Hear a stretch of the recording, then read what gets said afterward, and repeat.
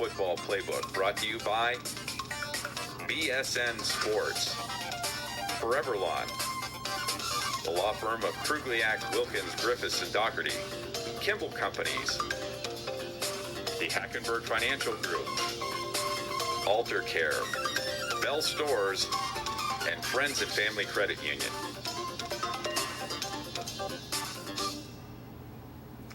Good evening and welcome to the High School Football Playbook. Mark Milano alongside not TJ Downing, but Super Dad. If you would have gone out for Halloween, you would have seen Super Dad in full force when he was out there. You had a great time for Halloween, though, didn't you? You know, somebody's got to protect the serving community. We have our great law enforcement out there. Now they have Super Dad on backup.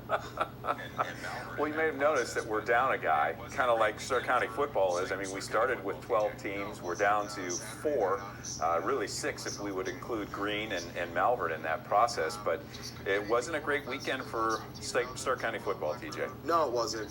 Saturday night, obviously, you and myself and Jim, we were down there in East Canton. And just couldn't get anything going offensively. Lost 15-0 to Black River. And it's Central. You know, they were able to do their thing there for about 3/4 of that ball game, and then boom, Jack Talkington gets hurt playing defense. From what I had heard, he went in there, really laid a pop on a kid, and then it was maybe a back injury that he just didn't feel right. He was hunched over on the sidelines, and they weren't able to do the things offensively that they would have liked to do. And Mogador was able to come back and get that one. So tip your cap to them. And then Sandy Valley, man, that was a tough one for Coach Brian Gamble. You're leading 13-7 at the half, and you're beating an undefeated Garrettsville Garfield team, and you come out and just kind of lay an egg in the second half. So that was tough. Yeah, I think that when you look at some of the other games, one that we had done, Poland took care of Fairless, and boy, that thing was almost over before it started. Yeah. They scored on their first 5 possessions. Northwest went down, and maybe probably one of the biggest disappointments I think this year was Northwest. I really thought they were going to excel this year and go even deeper in the playoffs than they did last year. Yeah, and also you look at the teams that had to go on the road. You talk about Northwest going up there and facing Perry. I mean, that's a tough football team. That's a good Perry team. And the conditions that evening, I mean, it was wet, it was sloppy. And it was kind of the perfect storm that Northwest ran into. And all season long, it was a struggle for Coach John DeMarco, and you're trying to make the transition of Brady Mick playing quarterback. And he wasn't playing any defense, and he's an all-Ohio defensive back, so that makes it a little bit tougher. I understand. You look at a Jack Talkington situation, you don't want your quarterback to get hurt playing defense. Right. It happens, and it can hurt your season, even though Brady Mick was out for a little bit as well throughout the year. So Northwest, they'll rebound, they'll get things going in the right direction. Mark, another one, too, Friday night, late going down there to Westerville South. I know it's a long bus trip, but Cale Jarvis, he threw a couple interceptions. That hurt them in that ball game. But Coach Dan George, his team, they were in the driver's seat for a while against Westerville South. So, yeah, it was tough to see some teams lose, but we still got some that are out there fighting in round 2. We're excited to have it. Yeah, and another team that went down, Canton South, went down big to Youngstown Ursuline. And there's a chance that Youngstown Ursuline could wind up playing against Salem. 2 former Canton McKinley coaches playing against each other. That's going to be interesting. But let's talk about our Hackenberg Financial Group, the week in review. The first game I wanted to talk about was McKinley 41, Solon 20. It was 14-7 McKinley at the half.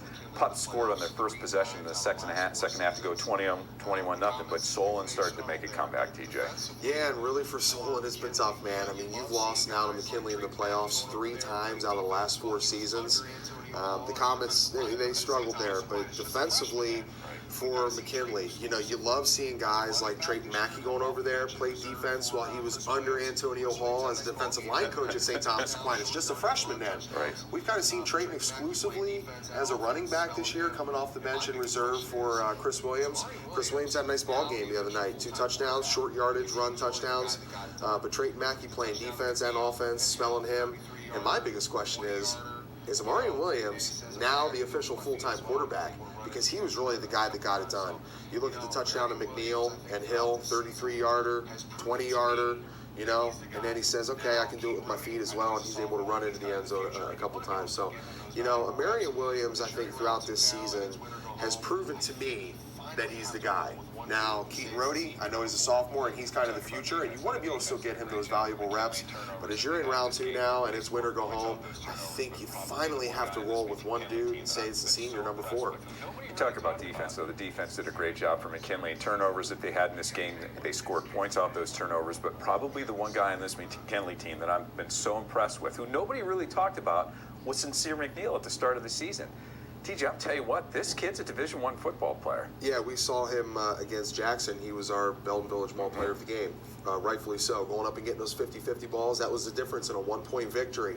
See if he can do it again here this week, because they're getting ready to play Jackson now as we speak right now. So, yeah, turnover creators. Mackey, talked about him. He got in the deal. Nehemiah Bahia, we talk about a lot on our broadcast, coming from great stock. His daddy, Blaine Bahia, offensive line coach over there with Matt Leisure, played his time in the league, was one of the all-time greats for Colorado State. Nehemiah is getting it done up front. Some people would say he's a little bit undersized for the nose guard position, but he makes up for it with heart. And then Harold Fannin Jr. How happy are you if you're Antonio Hall to see him come back healthy after getting banged up and leaving that game against Massillon? Now you got number 5 out there healthy. What he brings to you offensively outside of Maurice Hill and also Sincere Mcneil, defensively, he comes in there and he can just lay the wood in the box or dropping back into coverage. There may not be anybody as good around as number 5. Maybe number 4 over Massillon. I think he's not bad, but we talked a little bit about Jackson. Jackson took care of business. They took down Strongsville 35-17. Jackson goes to 9-2 on the season, but this was a Strongsville team that came in that was really beat up. Yeah, and Blake Miller going ahead to Clemson from Strongsville next year. He didn't really have much to work with. Both of his starting tailbacks are out. All these guys are down. Mike Novak, surprisingly, he was a stud linebacker on this Mustangs team. He was your leading rusher in the game. Now remember, Brendan Craig had 216 yards. Mike Novak comes in as a third-string running back, drops 258 yards on the ground and 2 touchdowns. But, again, for Jackson, getting this win, getting some confidence back after you just got spanked by Hoover the week before. This is only the 2nd playoff win all time for Jackson. Right. And we have to mention our boy, Jim Ballard, since he's not here, because that lone win was against Jim Ballard when he was coaching at Cuyahoga Falls back in 2002, courtesy of Jay Rohr. So, again, you love what they've done defensively to be able to slow some teams with Jay Rohr's 3-3 stack. But Brendan Craig, as long as he's rolling, we've talked about it, Mark, you mentioned on our broadcast, if they run for over 200 yards, they're like 40-3 under Coach Tim Budd. But what are we going to get out of Brendan Craig this week? Because every time he has a really good game, he typically comes back the next game and he puts the ball on the carpet. Nothing against the young man. I love the way he runs the ball, but you're going to have to come back here and secure the ball against McKinley. Well, I'll tell you what, he was lucky he wasn't playing Saturday night, because that was some nasty weather that we had. Hard to hold on to the football there, but he had 3 touchdowns in this game, no fumbles, and this team kind of goes as Brendan Craig does. So congratulations to Jackson. And again, that win over Cuyahoga Falls is also Jim Ballard's alma mater that he's got. Another game I wanted to make sure we talked about, it was North Canton 17, Worthington Kilbourne nothing. The defense, again, pitches a shutout right now, and we keep talking about how good this defense is. That's the 3rd shutout they've had this season. Actually, it's the 4th shutout of the year, Mark, and they're winning. This is their 8th straight victory in a row. They're winning under Coach Brian Baum. They're doing it defensively. There's times where Hoover hasn't had to score a whole lot of points to secure a victory because they know what they're getting out of Mike Shimmick and Drew Logan collapsing down the edge. I mean, it's who's going to get to the quarterback first. It's almost a race between these 2 guys. It's a competition. Yeah. Who can be in the backfield more throughout the game? I like what Coach Baum has done defensively, but now you have to start to figure out what is it going to take for you to beat Green, okay? You're going to have a Green team that's coming in here finally healthy. So you're going to have to pass the ball. Okay, Carson Derlin, he completed 5 passes on 9 attempts. 4 of those passes went to Xander Bergara, okay, for 49 yards. That's just not going to, I don't think that's going to get it done, Mark, against Green. And with Green being healthy, and we saw they just put up 53 points, you're going to have to be able to keep pace. They were able to get away with a victory over Green back in like week 7 because of that defense and because Trevor Van Horn was down weapons. Trevor Van Horn is locked and loaded with the weapons now, so I think you're going to have to finally take the leash off of Carson Derlin. Let him chuck the ball around. We know the sophomore's got an arm on him. Let's see it, Coach Baum. Okay, we'll talk about that when we have our preview of the games of the week. We're going to take a short break. We come back. We're going to be talking more Stark County football, so stay tuned.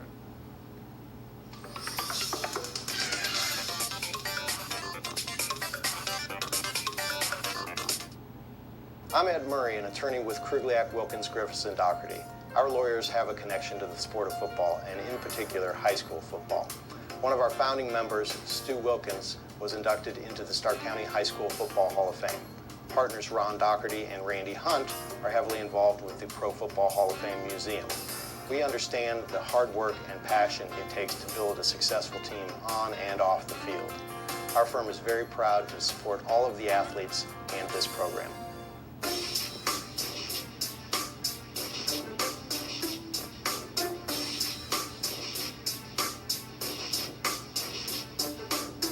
The field has responded like a natural turf field. This is a unique product. It's different than anything we've been on. In my mind, it's the best quality product I've seen.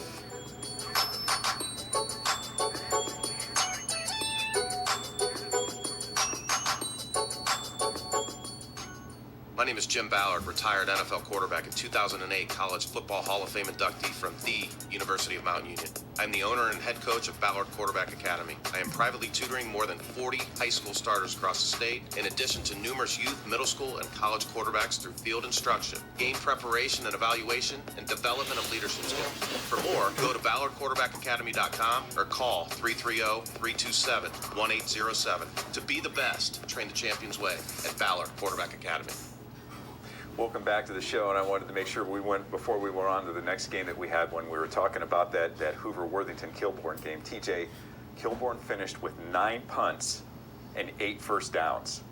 Yeah, again. And Robbie Smart, you said it, he kicked another 44-yard field goal in this one. And this was the first game that Luke Roach did not rush for 100 yards this season. Yeah, but you had running back by committee. They're running that stack guy over there, so Drew Logan was able to have 7 carries for 56 yards, and Luke Wallow actually scored 2 touchdowns out of that I stack on that jumbo package they bring in on the offensive line right there on the goal line. Robbie Smart tried to tie his school record, kicked a 50-yarder. Earlier in the season, tried it again here the other night. It didn't work, but you mentioned it, Mark. He banged down a 44-yarder. We talked, off air. Who would be a Stark County Kicker of the Year? Is it him or Nico Paxos? Both those guys are worthy, but Robbie Smart has kept this team in a lot of ball games. Don't be surprised. We also talked about weather maybe being a factor this Friday. If it does come down to the leg of Robbie Smart, he's capable of getting it done. He's not going to be nervous. Again, 119 yards through the air for Carson Derlin. Luke Roach has held under 100 yards, only 89 yards on 19 carries. That doesn't bother me as much as we're going to need to see Carson Derlin pass the football this Friday to be able to get a victory over Green. And maybe that's what Brian Baum does. We're going to talk about that in a little bit here, too. We've been talking about Green. Boy, I'll tell you what, they came out, and they're healthy probably for the first time this season. They took down Marion Harding 53-21. When this team's healthy, I think that they're really scary. Probably the one area of weakness that Green may have, TJ, is probably in the kicking game. Yeah, we talk about game-winning field goals. We saw Eli Nero. He missed one against Jackson. I believe that was week 4 or week 5, and it would have won him the ball game, and that was just a 25-yarder. But I talked to Coach Mark Geis for a long time today. It was funny. Him and I actually played against each other. Now, Mark is like trimmed. He's trimmed down. He looks more like Mark Milano now. He's a little slimmer, but he was an offensive lineman back in the day, and I reminded him I'm still a little upset about some of those holding calls that didn't get called over there at Memorial Stadium when he was holding number 72, but that's for another discussion. What I like, though, is what Coach Geis is doing offensively. You went an entire football season with some guys being injured, some of Trevor Van Horn's weapons, and you were running that empty formation offensively. He has now brought in an unbalanced eye that they ran out of. You look at some of the stats from Friday night's ball game, and you see that Trey Martin scored 4 rushing touchdowns. And I asked him, I said, were those on jet sweeps? Was he coming out of the backfield? You don't line somebody up in the backfield in this Green offense. He is now, and it paid dividends. And you look at Trey Martin just being one of those guys that's fully healthy. 2 interceptions, took one of them back to the house. 4 TDs rushing, another TD, again, defensively, 5 passes caught for 88 yards. He is the go-to guy. But ultimately, Mark, what this game comes down to now with Green having success and an opportunity to win a round 2 is Quinn Simmer. Quinn Simmer, we saw that Jackson game where he was hurt. He's now come back from a lacerated kidney, and the man is getting it done. He does it defensively and offensively. This team really goes as Trey Martin and Trevor Van Horn go. But without Quinn Simmer, that's kind of the secret sauce to this recipe for them to be able to be victorious. And we also know Garrett Dennis is back. He hurt himself the previous week. C.J. Dawson completely dominated this game against Marion Harding. Again, because we're not used to seeing Green rush the ball. They were running an inside zone, and it allowed the big fella, number 58, to eat. C.J. Dawson's getting after it. And who's the guy I always call on defense for Green, Mark, throughout this entire season? Jake Reed. multiple tackles for loss, living in the backfield, was in on over a dozen tackles. Jake Reed is a guy, along with C.J. Dawson and Garrett Dennis up front. They're going to have a big, big night against North Canton. A lot of receivers they can throw to, because you've got Antonio Martin, Trey's younger brother. Jack Shaw had 112 yards receiving in this game, How too. tough were we on him throughout the beginning of the year when he was thrown into the fire because of Quinn Simmer and Semino Manson and Trey Martin going down? Jack Shaw got thrown into the fire just probably off of maybe a few reps on offense. Typically, he was just holding down the middle linebacker spot, and he comes out and has a 100-yard ball game. So good job to number 24, man. He's getting better at the receiver spot. I'll tell you, he may be one of the toughest kids on that team, too. But I'll tell you what, somebody who didn't have a tough time, when Massillon took down Columbus Independence 76-22, the Tigers scored on their first 10 possessions. They were up 62-16 at half. Yeah, and as deep as the record books go for the Massillon Tigers, that was the most points they've ever scored in a playoff game. Now, hey, it's 76 points. It's a good bit of points. We kind of joked around on our broadcast on Friday night where they're going to try and do one of those Sun Valley PA deals where they dropped the 100 spot on it. Team over in California did score 100. Okay. Yeah, they did. Hey, four TDs now for Freddie Lennox out of this ball game. That matched as many that he had throughout the season. You know, we saw him drop 2. He was our player of the game for his effort against McKinley. So he put 4 TDs in the end zone. Freddie Lennox is getting better. You can count on Cam Beasley coming out of the backfield. But what we saw Cam Beasley do was block a punt, or there was a blocked punt. He was able to scoop it and take it back, a 21-yarder that was blocked by Ryan Zankovich. And then Austin Brawley, again, we're talking about number 5, Harold Fannin over at McKinley, being one of the best secondary guys out there. Number 4, he does it in every facet of the game. They really haven't needed him as much for Jalen Slaughter offensively. So what does he do? Goes out there, takes a punt return back to the house. He's now tied for the single season record with Bo Grunder, and also for the career. So one more, number 4. You get it, and that record's all yours. That would be a pretty cool thing with all the history over there at Massillon for Austin Brawley to be able to get that. I think that would firmly cement him as Stark County Player of the Year. And how about Riley Campbell? You know, had that touchdown taken off the board against McKinley. He was able to get in the end zone, the Central Catholic transplant, so good for him. Nate Watkins getting a score too. Hey, Jalen Slaughter, man, as a freshman, he's gotten pretty good, man. 13 of 15 for 209 yards. The young man can play. Touchdown, career high for him.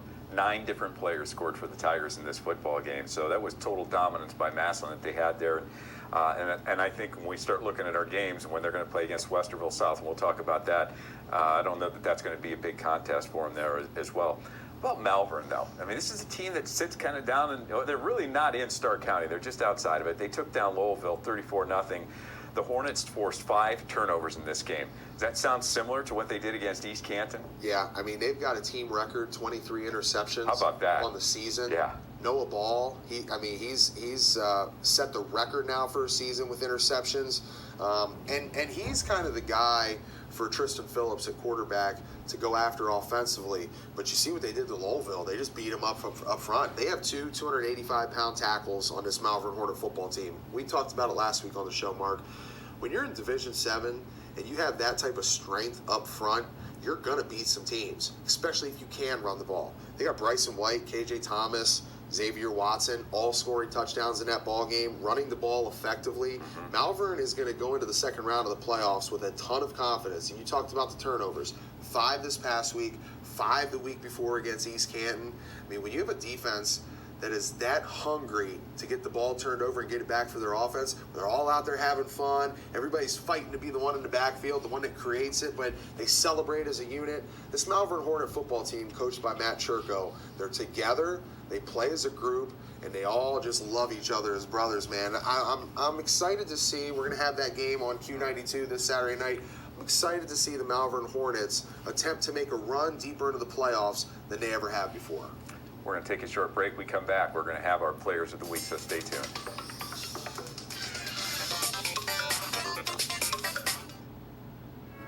We're your neighbor. We are drivers. We are haulers. We are recyclers. We are collectors. We are sorters. We are communicators. We are administrators. We are navigators. We are supporters. We are heavy lifters. We are hard workers. We are early risers. We are late nighters. We get the job done. And we get it done right. We are a team. We are a family. We are Campbell. We are Kimball. We are Kimball. We are Campbell. Recycling and disposal done right. Did you know that Alter Care Centers for Rehabilitation and Nursing Care specialize in short-term rehabilitation? After orthopedic surgery, you want rehabilitation care that will help you get better and get back home. Alter Care Centers offer expert orthopedic rehabilitation for people recovering from hip, knee, or shoulder surgery or injury. To learn more about our rehabilitation capabilities or to plan your post-surgery orthopedic rehab program, visit altercareonline.com. Are you waking up in the morning with a sore jaw, headaches, maybe even ringing in your ears, all because you're grinding and clenching your teeth at night? That's exactly what was going on with me. That's when I found this, the Brux Night Guard. Now, the Brux Night Guard redirects the bite force away from the back teeth, reducing jaw pain while still protecting the teeth. This unique design is what makes Brux Night Guard different from all other traditional grind guards. Go to bruxnightguard.com and order yours today. Welcome back to the third quarter of the show, and we have to talk about the 1372 show. The QB and the OG, they're going to bring you the players of the week again. First guy that we had on tap, Brendan Craig of Jackson. He's been on this list a bunch of times this year. Ran for 216 yards, 3 touchdowns in the Bears' 35-17 win over Strongsville. Trey Martin of Green with his 5 touchdowns, 4 rushing, 1 receiving in the Bulldogs' 53-21 win over Marion Harding. Somebody had to get the football to Trey Martin, and that was Trevor Van Horn, and he had a great night, throwing for 247 yards and 1 touchdown. So those are the 1372. I'll get it right here eventually. QB, the OG, bringing us those players of the week. We're going to take a short break. We come back. We're going to be talking about our games of the week, so stay tuned.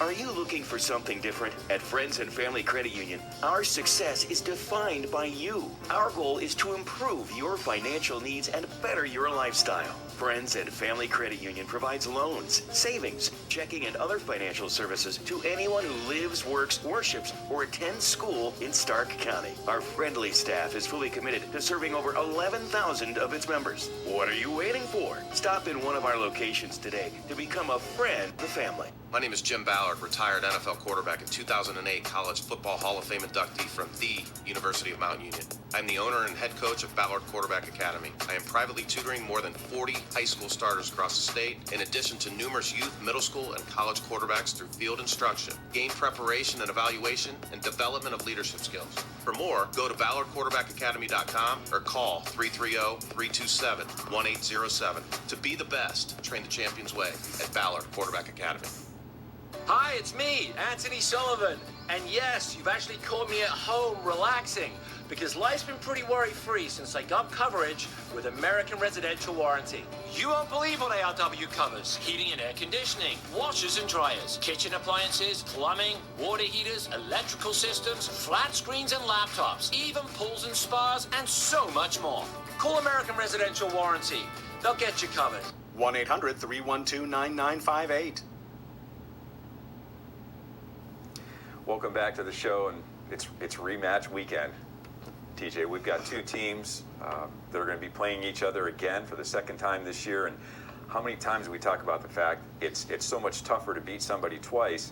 I would only feel that way if it was probably a really close game. Back in the day when I was playing a whole lot of softball, we would play against teams and we would just beat the living daylights out of them. I was never worried about that. I didn't care how many times that we played. But if it was a close game, you had to come focused. I was going to say maybe tournament time you choked it up a little bit. I was worried, man. Anybody can have a solid regular season, man, but it's all about tournament time. Right. Well, there's a reason that I'm in that Hall of Fame, I guess, now, yes, isn't there, right? My Hall of Fame partner, man. So let's talk about our Bell Stores games of the week that we have. Jackson at McKinley. Jackson hasn't beaten McKinley in, 13 13 years, yeah. Man.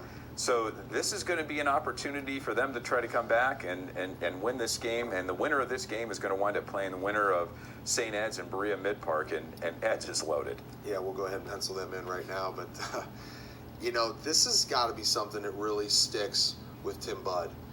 You and I know him pretty well. You know him a little bit better than I do. But to lose that 29-28, oh, that was brutal. Just 3 weeks ago. Mm-hmm. They thought that they had that thing wrapped up. Again, tip your cap to Sincere Mcneil. He makes a heck of a play on a ball and is able to secure the win for his team. But Jackson, I know that this is one that they want to have. And I know it was tough the way they lost to Hoover, but for them to be able to get this. They were that close. They were a play away. Yeah, and to do it in the second round of the playoffs, I mean, this is going to be a big game for McKinley. Are they able to continue to play the football, the brand of football that they're putting out there? I think if they do, they have the same success that they did have against Jackson before. Now, something is going to have to happen up front there for the defense, for Jay Ward. They have to find a way to be able to create pressure on whichever quarterback is in there, and they're going to have to be able to slow the rushing attack of Chris Williams and Trayton Mackey. They did not do a very good job of that against Hoover. I thought they did a pretty good job of it when they did play McKinley, but this is a McKinley offensive line, man. There's some big boys up front there. You talked about how large of a man Stephen Monahan is. I saw him standing next to his coach, Antonio Hall. Now, Antonio is a little bit smaller than what he used to be, but Antonio is a large human being, and Stephen made him look small. Okay, this offensive line leaning on Jackson, you know, those four really talented linebackers of McKinney, Hozapfel, Boyd, and Blue. It's going to be a long night for these guys, but I know Jay Ward's going to have them ready to play. Another rematch. It's going to be Green at North Canton. And I'll tell you what, you look at this Green team, they rushed for 112 yards last week. They have all their weapons back. The winner here is going to play the winner of Dublin-Scioto and Worcester. You pencil in Dublin-Scioto in this game. But your take on this one is, I'll tell you what, I think Green's going to be a tough out here. Yeah, they will be. Trevor Van Horn, man, he's a heck of a player, and he's just gotten better as the years have gone along.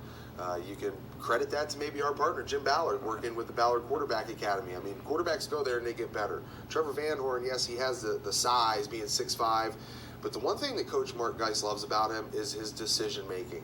Pre- and post-snap, Trevor Van Horn knows what he's doing out there. He knows when you talk about having the controls of an offense, this kid is totally in control. Now, the matchup that I look forward to is C.J. Dawson trying to block, Mike Shimmick, Drew Logan when they're coming off the edge. And how is this new wrinkle going to affect how they prepare against North Canton? Or how North Canton prepares for them? An unbalanced eye? Maybe they're not expecting that. Watch out for the play action coming out of it. It's going to be a lot of fun when we're going to be doing that game too. Westerville South at Massillon. Westerville coming on off a 32 win over Lake. And the winner here is going to wind up playing Sunbury Big Walnut, who's the #1 team in that region. That Big Walnut team's really good. They're good. They'll count out Canal Winchester now. I know they got a Michigan recruit on that team, but I'll tell you what, Westerville South, they're going to roll up with a Penn State commit, Caden Saunders. That kid played them last year. That was when Wiltrell Hartson set the record. So watch out. Caden Saunders is going to come up. He's going to be hungry for a win, but Massillon is just rolling right now, man. This is going to be all Tigers. Wouldn't be surprised if we get a running clock. And I know a game that you're really excited about doing is Saturday night. We're going to have Malvern's going to be traveling over to Lucas, and for those of you that don't know where Lucas is, it's over towards Mansfield, so we got about an hour and 13-minute drive unless you obey the speed limit. Yeah, no, I usually don't. But the winner is going to get either Independence or Dalton. Malvern is a tough team right now, and Lucas, they like to run a tricky little offense. They'll have their quarterback actually blocking. It's a variation of a wing tee, wing backs, two different backs using motion in the backfield there. Numbers, statistically, throwing the ball wise, there's none. It's not even there for this Lucas Cubs team, but this is going to be a nice matchup, and I expect Malvern to go down there and get the W. I watched Lucas play against Central, who Central beat them. Yeah. And when I watched this Lucas team, it is what you had said. They're very tight formations. They did throw the football in that game. Yeah, surprisingly, Central's lone victor, or the lone loss that Lucas had was the Central Catholic. Central, and then they came back in Week 10 and they beat Mogadore 14-0. Yeah, I think this is going to be interesting. So I think for Malvern in this game, because of their offensive weapons, if they can score quickly in this game and force that team from Lucas to have to throw the football, Malvern can win this game. Defense has to play their assignments, and also if you can create turnovers like you did before the last 2 weeks, 10 of them in 2 games, you're going to be all right. Well, TJ, thank you so much for everything you did here again this evening. Look, we were able to make it through the show without the QB. Who needs number 13? No, we need him. He's got to be back here with us. So we hope that you join us again here next week. We'll be back. We'll have our full complement. Everybody's going to be healthy and back in the studio here again. So we hope that you listen into the games that we're doing this weekend. If you can't be there, the weather's not going to be great, listen to these guys. They're the best. 92.5 FM. So for Jim Ballard, who's on vacation, TJ Downing, Mark Milano, we'll see you again next week.